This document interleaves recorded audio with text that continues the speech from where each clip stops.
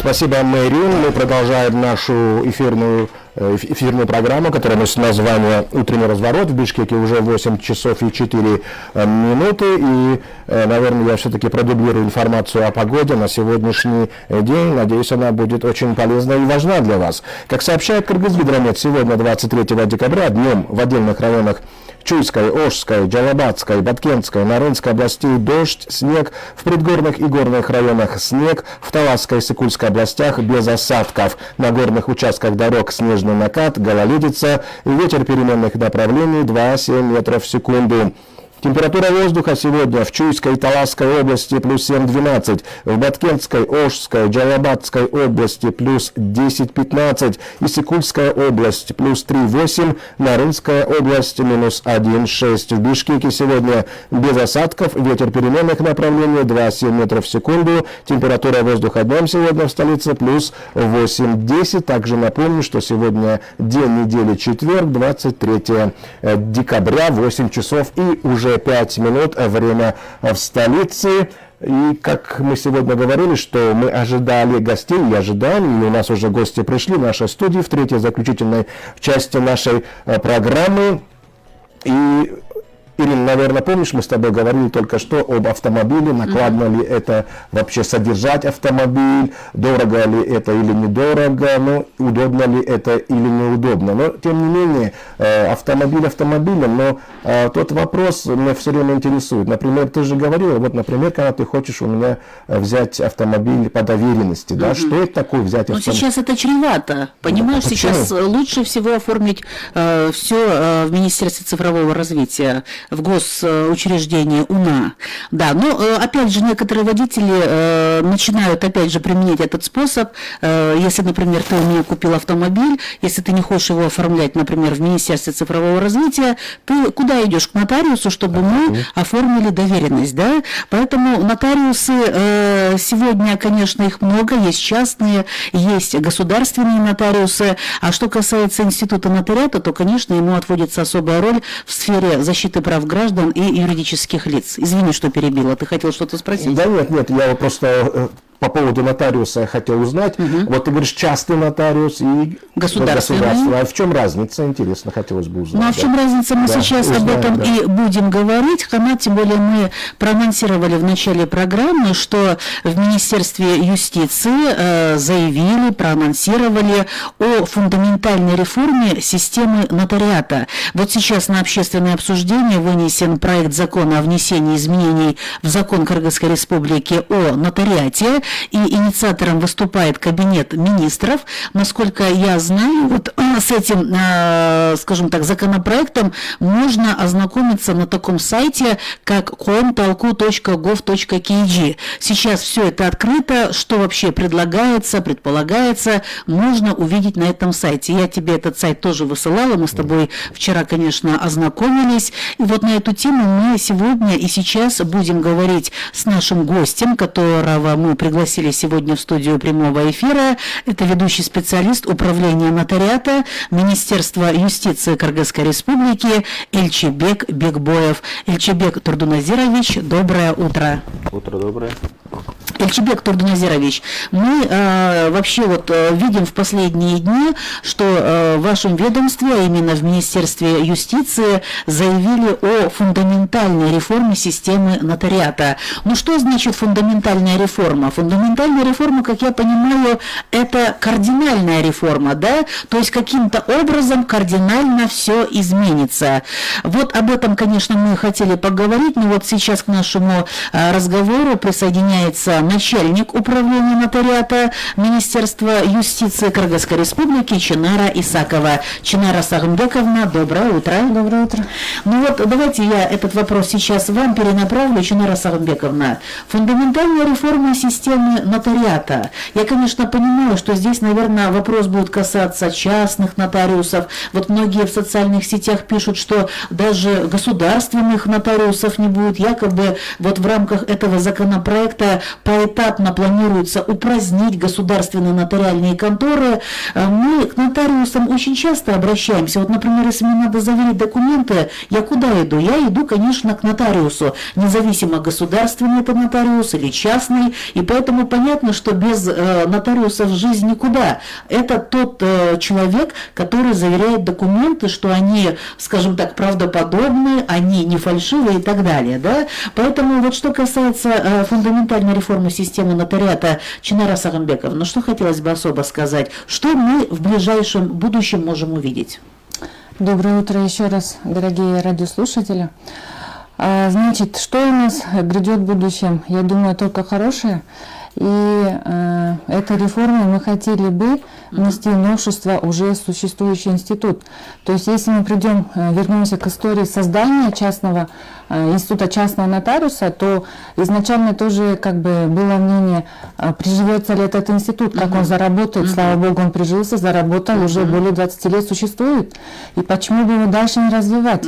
И, значит, решили пойти на такой шаг, что нужно уже реформировать эту систему.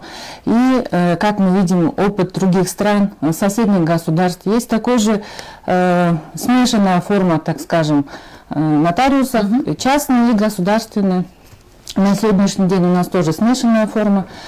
И планируется, чтобы уравнять права нотариусов как государственных, так и частных на первое время, и в последующем уже упразднить государственные нотариальные конторы и все права передать частным нотариусам.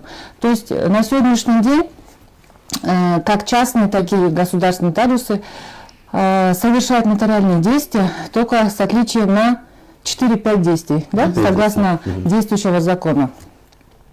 Эти 5 действий теперь будут совершать также и нотариусы частные. Вот. И в последующем уже, как скажем, не то чтобы изжить, а просто уже упразднить и дать частным нотариусам дальше развиваться, работать. Ну, у многих сейчас тоже может возникнуть вопрос, а вот судьба государственных нотариальных контор, да, ну вот я знаю, и вот со многими гражданами я беседовала, мы ведь очень часто обращаемся к нотариусам, да, многие, если, например, сделка серьезная, я не говорю про то, что вот мне надо, например, чтобы нотариус удостоверил мои документы, нет, вот если сделка серьезная, мы, конечно, идем в государственные нотариальные конторы. Почему? Потому что мы где-то в душе уверены, что там будет все, ну, скажем так, по закону. Вот. А сейчас вы говорите о том, чтобы уравнять права как государственных, так и частных нотариусов. Да? К частным нотариусам мы, например, ходим, если нам нужно заверить какую-то, скажем так, серьезную сделку, только тогда, когда мы видим, например, очередь у государственных нотариусов. У частных нотариусов очередей как таковых особо нет. Да? Поэтому вот насколько сегодня можно говорить о том, что да, если вы хотите уравнять права государственных и частных нотариусов, то я понимаю, что правильно я понимаю, что здесь нужно быть спокойными в том отношении, что частные нотариусы будут нести определенную ответственность. Но мало ли что может быть. Вы понимаете мой вопрос, Чинара Сагамбековна? Конечно же, как права, так и ответственность есть и будет у частных нотариусов. И я думаю, что ответственность будет еще более, так скажем, серьезнее, что ли, да? Будет это где-то прописано? Конечно, это будет на законодательном уровне. На сегодняшний день уже в действующем Уголовном кодексе есть статья в отношении частных нотариусов, и, возможно, она еще будет пересмотрена, где бы, как бы сказать, ужесточенная, что ли, будет статья серьезнее, да?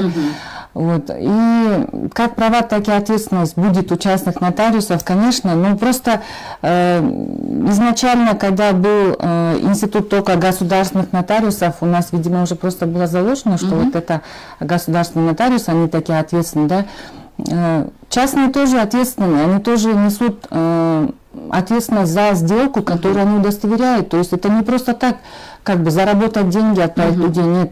Это, конечно, это же юридический факт, они удостоверяют, несут ответственность. Это очень, как бы сказать, серьезно, ответственно. Я не знаю, это просто вот нельзя как бы работать, не понимая, что делает нотариус, да.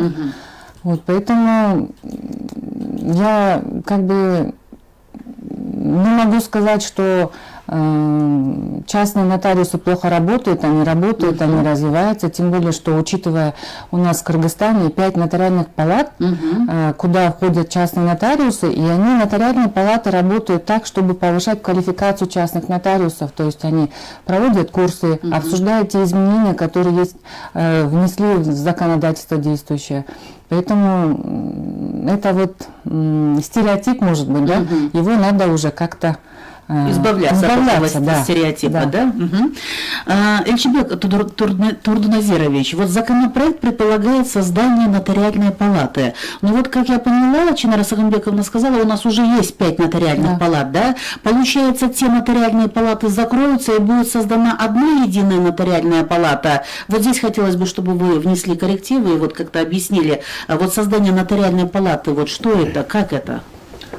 Да, вот как выше Чинар Сагамбековна отметила, с момента введения института частных нотариусов практика показывает положительную динамику развития данного института и готовность принять дополнительных функций, такие как, хочу отметить, что это наследственные права, например, выдача свидетельства на наследство. Для передачи такой функции необходимо создать, объединить всех частных нотариусов в одну нотариальную палату, обучить этих нотариусов. И объединение вообще частных нотариусов в одну нотариальную палату позволит ввести единую правоприменительную практику, повышение квалификации на постоянной основе с учетом изменений законодательства Кыргызской Республики. В связи с чем настоящим законом предлагается создать единую нотариальную палату с организационно-правовой формой Нотариальная палата Кыргызской Республики с обязательным членством в нем частных нотариусов. И данная нотариальная палата также некоторые, как сказать, функции будут передаваться к этой нотариальной палате. Например, это рассмотрение, например, жалоб на частных нотариусов, действующих частных Если вдруг нотариусов. такая жалоба может возникнуть, да, ну мало ли что. И рассмотрение, например, жалоб на поведение этики, например, частных нотариусов. Такие функции будет рассматривать нотариальная палата. И мы хотим чуть, как сказать, дать полномочия нотариальной палате как вспомогательный орган государственный орган, как вспомогательный орган. И, соответственно, эта нотариальная палата будет, при нем будут создаваться учебные центры, где будут проводиться учебные мероприятия на повышение квалификации частных нотариусов. Это тоже даст очень очень огромные плоды на повышение и на качественную работу частных нотариусов. Ну, как я понимаю, здесь, наверное, филиалы будут в регионах, да? Ведь у нас нотариусы же и в регионах работают, да? Да, вот правы. по поводу филиалов, да? Да. То есть имеет ли право нотариальная контора создавать какие-то территориальные нотариальные палаты, вот, например, в Баткенской области, на юге, в Нарынской области? Да. Я вот добавлю тому, что сказал Эльчебек. Действующие нотариальные палаты, они созданы как в организационно-правовой форме общественное объединение. И здесь как бы есть отличительная черта, что нотариус вправе вступить, может и не вступать в эту нотариальную палату, то есть это на добровольном. А здесь создаваемая единая нотариальная палата, она будет с обязательным, то есть членством, чтобы нотариус обязан вступить. Если он не вступит, то он не сможет работать в качестве частного нотариуса. Конечно, законопроектом предусматривается учреждение в регионах, так скажем, филиалов, то есть территориальных нотариальных палат, для как бы облегчения управления нотариальной палаты. То есть региональные нотариусы не могут все время приезжать в Бишкек, участвовать там в каких-то мероприятиях. То есть часть функций, часть каких-то полномочий должны быть у территориальных органов. Но При нотариальной палате будут органы управления, как вот совет нотариальной палаты, как высший орган управления, это собрание частных нотариусов, да? Также и президент или как председатель нотариальной палаты. Вот. Управление будет, так скажем, прямое, то есть территориальное управление как подведомственное, да? Или как структурное подразделение нотариальной палаты будет. Да? Вот. Это все у нас заложено в законопроекте. Мы надеемся, что вот эта система заработает, увидим новые шаги развития этого института, и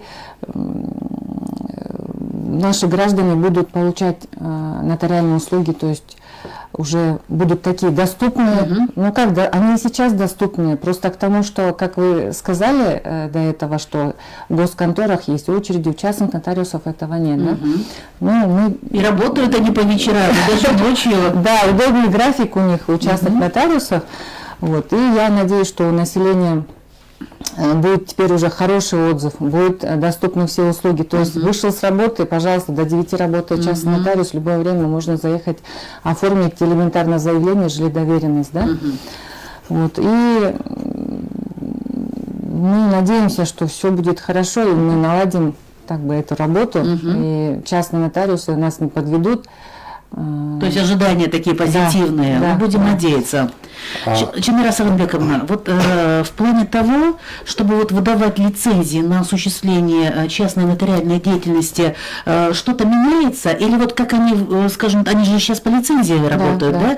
А вот именно вот по новому законопроекту что-то вот в получении лицензии, как они будут эти лицензии продлеваться, что-то тоже кардинально меняется? Или все остается, ну скажем так, на тех же условиях, что вот и до этого? В части выдачи лицензии тоже есть изменения. Например, на сегодняшний день по действующему законодательству лицензия выдается на 5 лет. После проверки деятельности за 5 лет, если не было приостановлений за такие нарушения, предусмотренные законом о нотариате, то лицензия продлевается на последующие 5 лет. А по предлагаемому законопроекту лицензия выдается также на 5 лет. После соответствующей проверки она может быть продлена на последующие 10 лет. После 10-летней деятельности, опять-таки проверка, после этой проверки лицензия может быть продлена до предельного возраста нотариуса.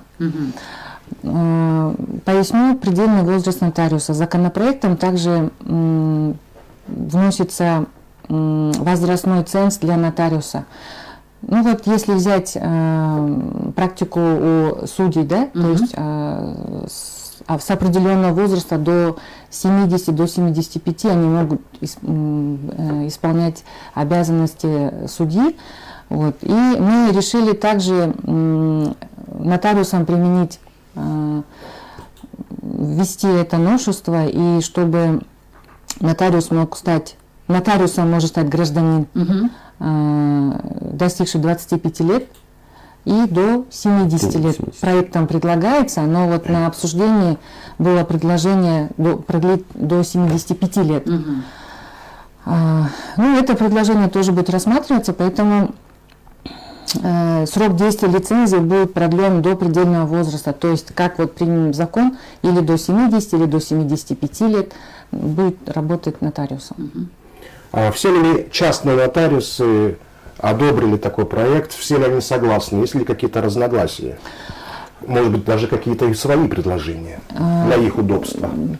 Проводя круглый стол, мы пригласили как раз-таки всех частных нотариусов, представителей с нотариальных палат. Были именно предложения по возрастному цензу, то есть, вот, как я уже говорила, поднять до 75 лет. Особо вот таких острых не было вопросов. В принципе, я думаю, то, что мы уравняли права частных нотариусов и государственных, это было для них как бы новшество, неожиданностью, и они это восприняли положительно. То есть таких вот острых моментов не было. Сейчас этот законопроект размещен на сайте для общественного обсуждения. И если какие-то будут предложения или замечания к этому проекту, мы их будем учитывать, мы их будем, возможно, будем дорабатывать этот законопроект. Поэтому тоже ждем замечаний, предложений. А будут ли в этом законе как-то ужесточены меры наказания для, ну, скажем так, как в народе говорят, черных нотариусов? Есть же такие, которые недобросовестны, скажем так. То есть что-то будет ужесточение, либо же останется все так же. Законопроектом, вы знаете, я хочу сказать, что да, мы уравняли права частных нотариусов, даем большие функции, да, но при этом мы тоже ужесточили их ответственность. Да. Там, если раньше по действующему законодательству было 3-4 пункта для, допустим, приостановления, для отзыва лицензии, сейчас эти нормы очень широко расписаны. Чемира Саганбековна, вы отметили, что планируется поэтапно упразднить государственные нотариальные конторы. А вот мне сейчас интересно, государственные нотариусы, ну, может быть, не совсем на ура воспринимают вот данную инициативу, им же тоже надо работать. Сейчас, наверное, они озабочены тем вопросом, а что будет со мной, куда я пойду работать. И вопрос такой, может ли, наверное, государственный нотариус стать частным нотариусом, да, получить лицензию и, соответственно, потом полноценно работать? Да, государственные нотариальные конторы будут упразднены, как я уже до этого говорила, со временем. То есть это не сразу. Не сразу, да. Да. Надо, чтобы этот законопроект был принят, чтобы он заработал, чтобы мы постепенно все этапы прошли, и потом только будут упразднены нотариальные конторы государственные. Соответственно, мы подумали о государственных нотариусов, которые, согласно вот законопроекта, в принципе, сейчас они могут получить лицензии как государственные нотариусы, проработавшие более 5 лет. Действующим законодательством эта норма предусмотрена. Они могут без экзамена получить лицензию и осуществлять часть нотариальную практику. Законопроектом тоже предусмотрена эта норма. Они могут получить лицензию тоже без экзамена, кто проработал более 5 лет. А кто не доработал, естественно, по общим правилам они будут сдавать экзамен и получать лицензию.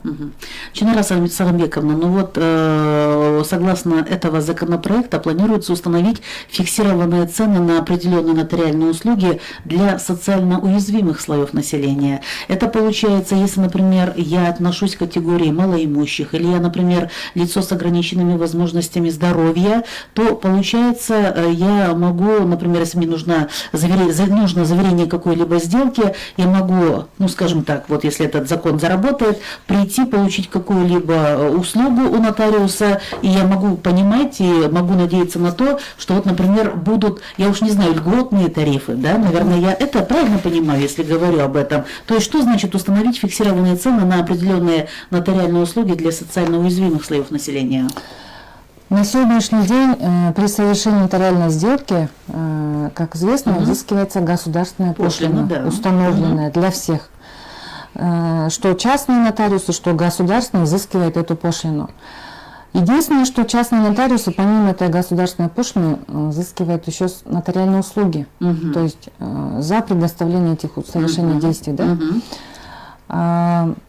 Передавая, вернее, если мы упраздним государственные нотариальные конторы, частные нотариусы заработают, это не значит, что... И на сегодняшний день отмечу, что у частных нотариусов стоимость услуг, она не установлена четко, она разная. Поэтому, передавая все частные руки, мы должны также отрегулировать То есть для частных нотариусов будет все едино. То есть, например, если, например, мне надо заверить какую-либо доверенность, например, будет фиксированная цена, например, именно, ну, к примеру, 300 сомов. А вы же говорите, что вот сейчас, например, у одного частного нотариуса 300, у другого, например, 370. То получается, согласно нового законопроекта, будет цена установлена равная для всех. Мы будем вести работу, есть же для этого специальный госорган, который регулирует эти вопросы, и будем прорабатывать этот вопрос, чтобы все-таки был как бы единый тариф, так скажем, для услуг, потому что для населения должны быть доступны эти услуги как в расценках, Вот. Поэтому этот вопрос будет дорабатываться еще. Мгм. Ну и последнее, Чинара Сагынбековна, или, может быть, вы, Эльчебек Турдуназирович, скажете, сейчас с этим законопроектом можно ознакомиться на сайте com.talco.gov.kg. То есть это единый портал общественного обсуждения проектов, нормативно-правовых проектов нашей страны. И вот именно этот портал, он дает ознакомиться, например, мне или тебе, Ханат, со всеми теми предлагаемыми нормотворческими инициативами на одной площадке. То есть сейчас я могу этот портал открыть и, соответственно, с текстом этого законопроекта ознакомиться. Да. Мгм. Да, да, да. Да. Мгм. То есть все это открыто. Кстати, если, например, у меня есть какие-то предложения, например, я эксперт, или, может быть, я представитель гражданского общества, могу ли я какие-то, ну, скажем так, Комментарии. свои инициативы, или, может быть, какие-то комментарии огласить, где-то прописать, написать, озвучить? Да, там На том же портале, да? Да, в том же портале можете свои предложения, замечания, свои дополнения можете оставлять. И этот сайт предусмотрен для этого. То есть граждане страны могут участвовать в общественном обсуждении того или иного законопроекта. Все Да. граждане. Там как раз таки еще указан адрес электронной почты Эльчебека, куда могут направить свои предложения, замечания. И по окончанию обсуждения мы будем рассматривать все поступившие предложения. Может быть, кто-то еще что-то новое, какую-то идею нам скажет, мы с удовольствием рассмотрим все предложения. Мгм.